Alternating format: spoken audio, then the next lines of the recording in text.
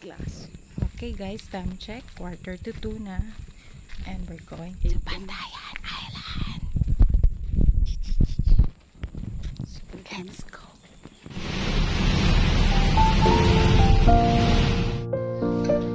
Very affordable na siya guys. It's only 800 pesos per night.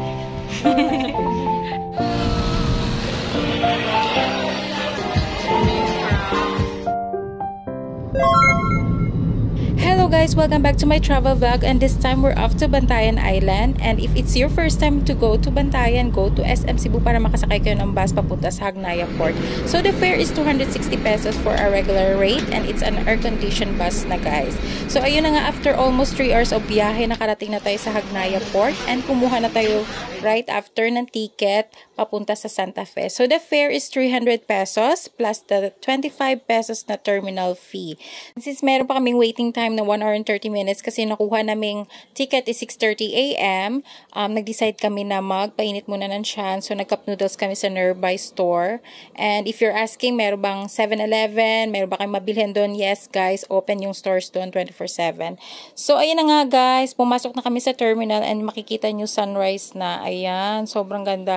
And naisipan din talaga namin na magbiyahe ng madaling araw kasi para smooth sailing lang and tuloy-tuloy yung biyahe namin. So ayun na nga.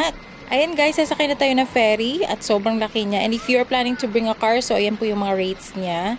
And the travel time is less than 2 hours. So meron pa kayong time para mag-idlip or matulog, magpahinga while nagbiyahe papunta sa Santa Fe Port. So let's go!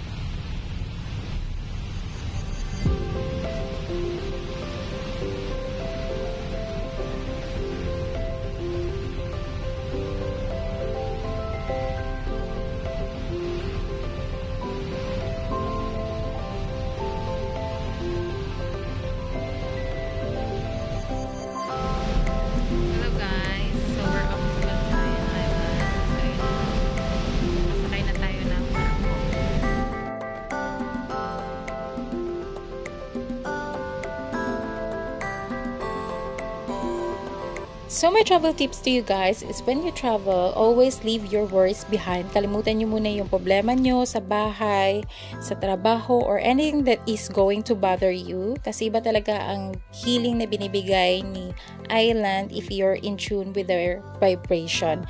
So another travel tip is if you are traveling with couple or with partner, make sure guys na mag-usap kayo, na walang away na mangyayari, and dapat walang magpapataasan ng boses. And if ever you will encounter people na may negative energy, hayaan nyo na lang para hindi masisira yung bakasyon ninyo.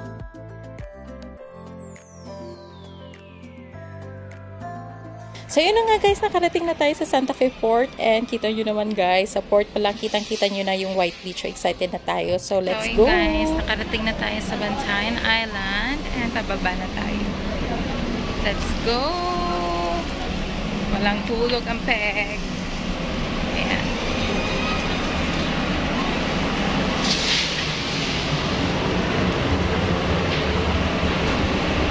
So, as soon as you reach Santa Fe Port, guys, maraming porters ang mag-aalok sa'yo ng motorbike for rent. So, grab nyo na yan, guys, kasi it will be very convenient to travel around Bantayan if naka-motor ka, kung marunong ka magmotor.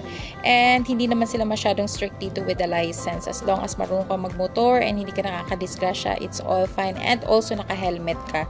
So, yung nire-require lang nila is yung ID ninyo and your payment kung ilang days nyo siya hiniram. And, ibabalik nyo siya sa certain time kung kailan nyo siya ni-rent. Ayan. But if you are traveling with a family, especially merong kids, so yung option nyo is to sumakay ng tricycle sa may terminal area, which is 50 pesos per head. So kung pupunta kayo sa mga tourist attraction and you're traveling with a family, ayan, tricycle lang ulit, and then kayo na bahala kung ano yung magiging kontrata niyo, magkano yung babayaran nyo to a certain place.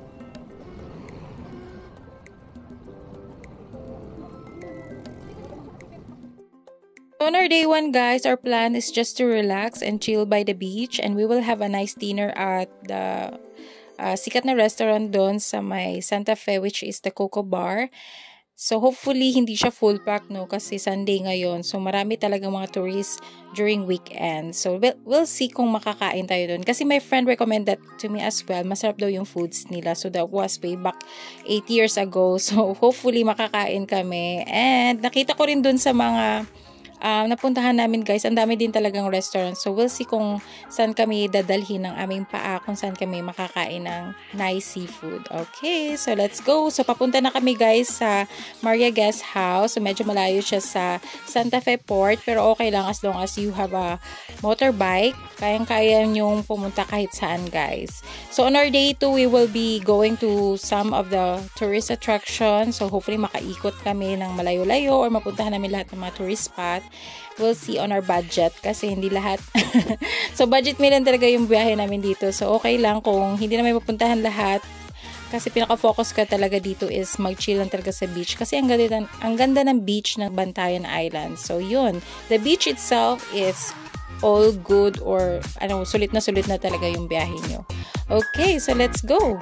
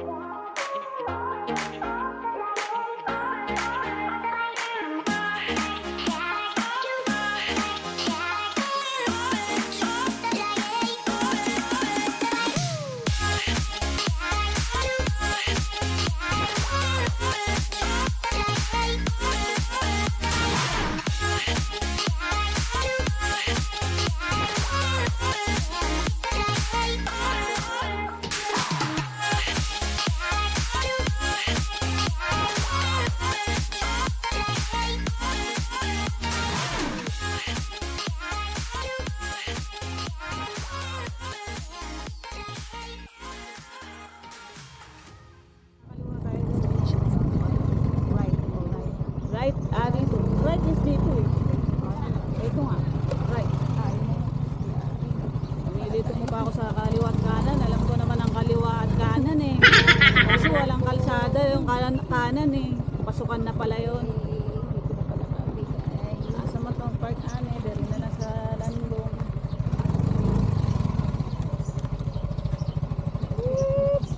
Ano mi dire sa aming destination. Hala, sumabit ang aking Guys, nakarating na tayo sa Maria Guest Inn House. So, dito tayo mag-check-in. For 1 day lang muna. Ayan. So, cheaper price sila dito guys. So, nag-rent din pala tayo ng motor. Ayan. That's 300 per day. 24 hours. So, antayin lang natin yung tao dito. Wala yung tao. Ayon. Struggle. Wala yung mga tulog. Laban. For the mental health.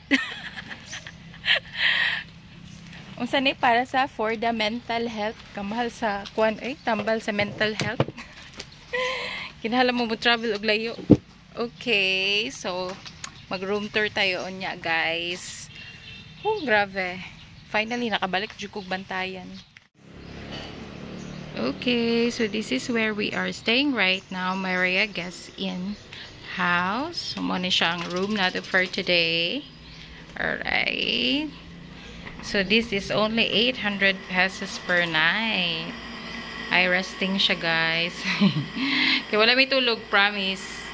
So, muna siya ang room. Dakusa siya. And, it's only 800 pesos aircon room na siya. Tanawa, guys. Hot and cold shower. O, diba? Bongga.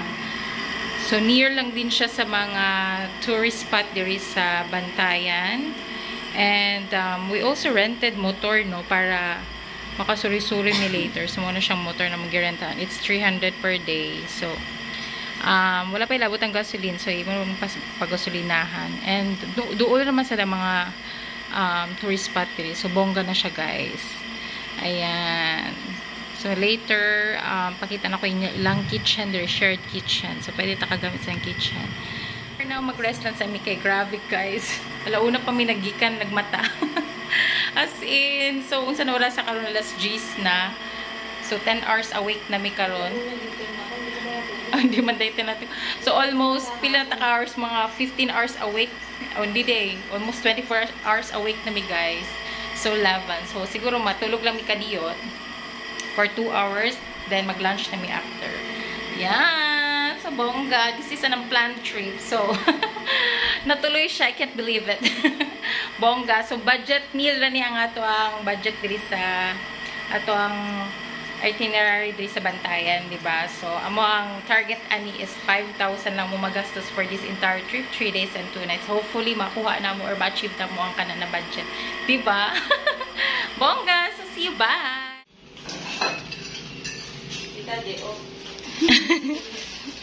Our chef for today. Wow, kalamis yung giluto, pansit canton. Karon pa lang mga on. And guys, so mo nila hang kitchen. So free of use lang ni siya, guys. Ha? Hindi sa shilin na, sa gasol ba? Oh, 50 per day. Makagamit ka sa tanan, pero bayad ka sa gasol. Grabe siya. Yan. Walang kitchen nila. Nice. So, pwede na makagamit sila kitchen tools and utensils.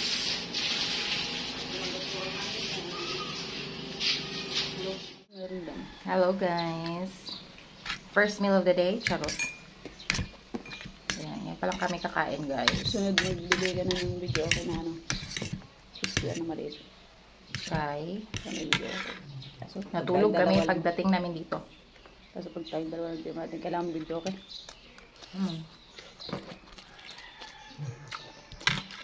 So, super late breakfast and lunch. Breakfast na tayo kanina. Cup noodles. Mamaya tayo kakain ng bongga. Ja.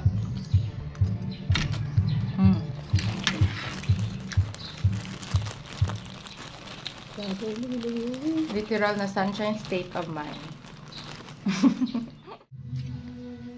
Panghatag mangga. Ayo. Ayo, pwede mga yung mangga. Urot na mo mangga dito syudad. Katkato nang na. Dugunog munggo, uy. Atuwa dito hurot naman.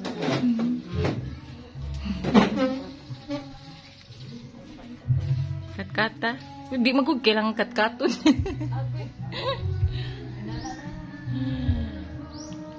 Pangayog 5. Pampulutan ra. Pagkatapos namin kumain, guys, is punta kami dito sa Kota Beach. Although mayroon naman beach dun sa Maria Guest House, which is tapat lang din ng accommodation. Public beach kasi siya, guys. Mas preferred ko dito kasi medyo na-miss ko talaga yung Kota Beach. Kasi dito kami nagpunta before. And I would just wanna, you know, reminisce a little. Daming experience dito and memories with family. So, ayun. So, yun na nga, guys. Chill-chill muna tayo. Sa beach, wow. Super nice dito, guys. So, it's been a long time since naka-ari ko. Grabe, 2000.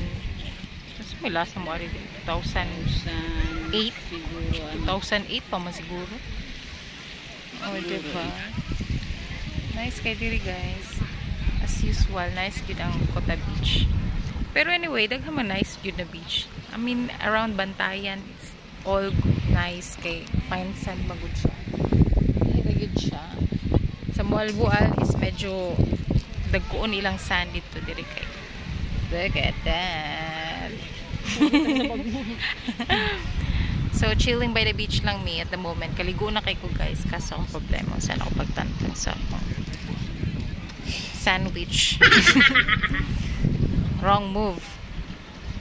Diba? Nice. Ay, bago na siyang negosyo. Bili na kayo. Ito. Mine pa Ililive na. Ipamine na mine. Mine na ni, guys. 400. 100 isang shell nito. Kaya so, bilang Dako ang tubo eh. 1,000 plus na yan. Aha. Hindi nito mo bunin sa muyo kaya awa. Lakas Kay Makabi. Ayan, ito maganda to. Ari buktot. Pila ni? Tag 120 ko yan. Pwede naman tawaran. Pakuga kayo ang Ha? kon gani kaya nga Ayun. Pwede din lang tag 120. 150 na lang ni tanan. Ha? mukhang 150 20. Kaya kinsa man ning kuan? Ikan lagi mo ni? Sige te 150. Di angkat ran. 150 na dala ni. Oo. Hindi mo diba? Uy, mo lambos ka na. Ugom. Hindi umabot sa bahay. Grabe siya. Hindi ano naman matibay naman yung mga nylon. Matibay naman ang nylon. Ganahan ko ani kinig uyab sa kuan. Sa pagkakan. Oh, di ba? Asay money. Mine guys. 300. Fresh from Bantayan. Wala nagbalik. Kanina akong ipagpalit o ng ano, tawag dito. Roskas na lakba. Asa bagay sa kuha kani o ano? Ilang inches ba to? Ilang K to? Ilang karat to? 1,000. Bakit ang iksi? Parang Choker nasasakal man ako. eh. Kaya choker nga. Choker pala to. Matoko ko nito. Wala ila indira. Kuha Wala mahaba-haba. Ari na lang. Kana, tingnan mo. Kaso para akong ano nito eh, yung artista ba sinabitan na siyang pag-ita. Diba nga eh. O kaya mag-graduate. Oo. Dalawa mo. Ayan, pares lang. Ari ba? Pareha na yung length. Kani 20. Siguro na. 160 tanan. Balo ko ma'am. Yun namin gis. 20 na lang ni uy. Tsaka 160 ma'am. Ay 150 man lang. 150 na lang. Mama no. Sa urang dako. Sasakal na ako eh.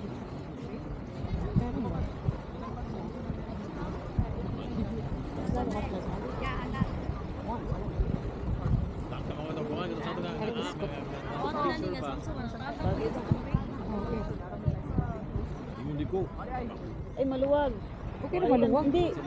Ano siya, ano, ang tawag dyan Di sa... masara? Hindi, ano tawag? Lustred. Asa listed. Lustred, oh. Oh, oh. Ah, oo. PDCB. Ari ba ma'am? Dito lang ko siya. Kana kana. Kana get mo rin pa design. Oo, ano. Di ako tibi. Hindi, ako na. Okay naman. Ay serious ya. Sasakalin ko. Hindi, kasi sira nga ito. Tinan mo, oh. Oh, buba sa oo. Silog lang ako silis na uy. Sira nga kasi yun, kaya ayaw. Umagat. Kasi di ni kaabot sa kuno natantang na di eh. Ano bayad? Ay, may bayad pala to? Ganahan ko kuha na. Abi sa ganda. Alita na lang na ay.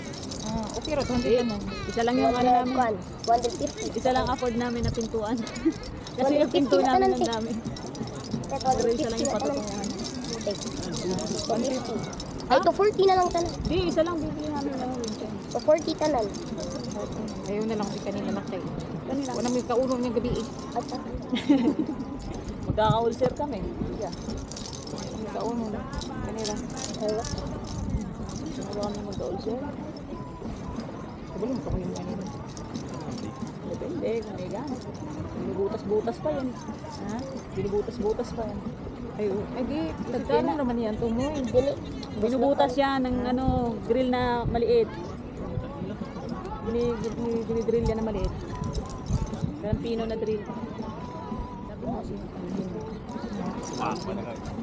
Kana lang ka na Sabi. Nahurot niya dito. Makisabit mo doon sa kwarto doon sa ano, tapos naiwan na.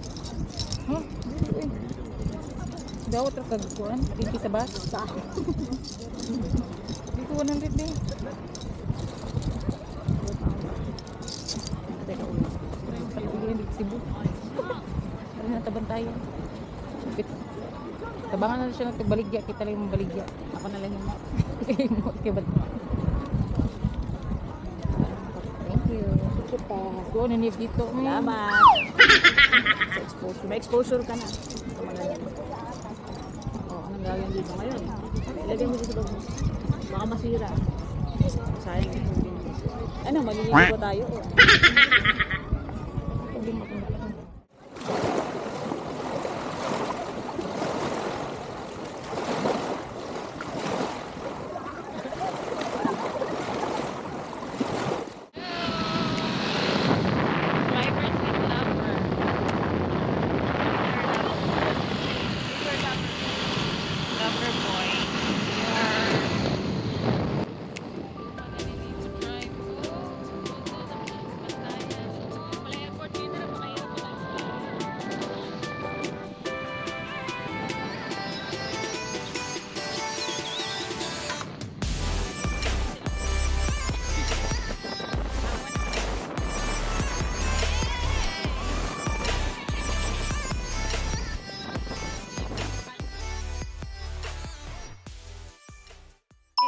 tapos na tayo maligo and fresh na tayo.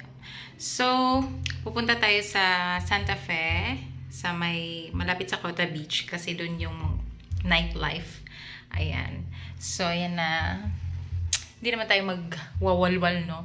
Kakain lang tayo kasi gutom na ako, guys. Kasi yung dinner pa namin, ay kinain pa namin kanina is pancit canton, tinapay, puro noodles and kape lang. So, yun, kakain kami ng bongga. Hindi ata kasya yung 5K budget kasi yung pagkain is hindi namin titipirin. So, let's go!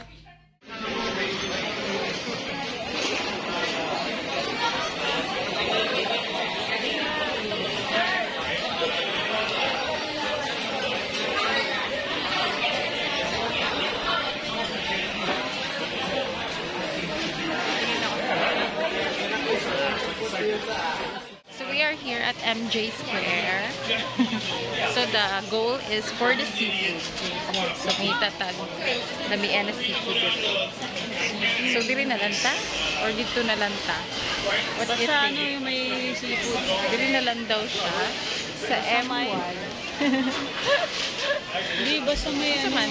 Basta may Crab o shrimp, squid. squid. Ah, sige. O, sila man na. Tara, diri na ta. So, naguli. Sumulingkod na ta kay mo naman ang kanina pilian nato. Ayun, sa mamili na mag-foods, guys. Ayan, so meron tayong scallops, meron tayong garlic butter crab, meron din tayong sisig, so inaantay na lang natin is yung pusit.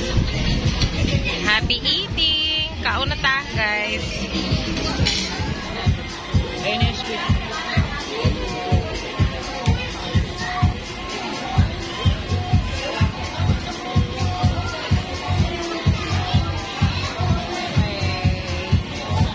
Taba niya.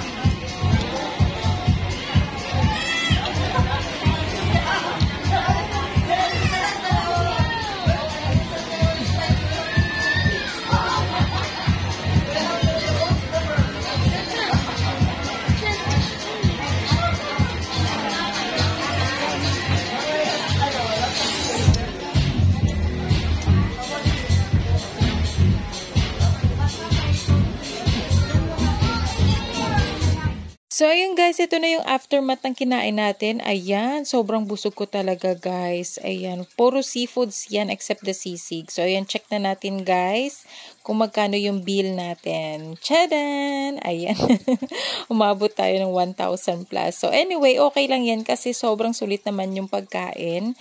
And ang dami talagang food choices dito guys. May mga mura, affordable lang talaga. Depende na lang talaga sa magkano yung budget niyo. Nang sa busog. Nakita mo yung ano ko?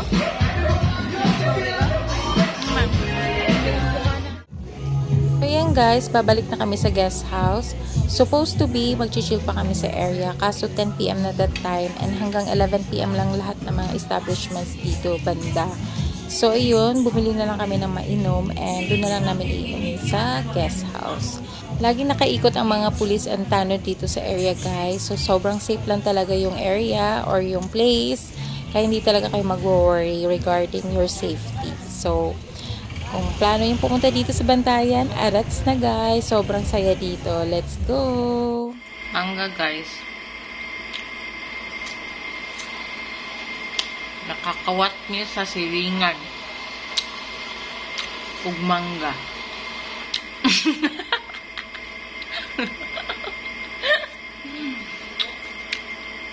Katong mangga nga akong gibidyo gani ha. Pagpangatog di lagi. Liberahan din na magkuha. Awa. Diba? Namalay trami dito. So, may kapangayo. Part nyo ang kakagdasabaan mo.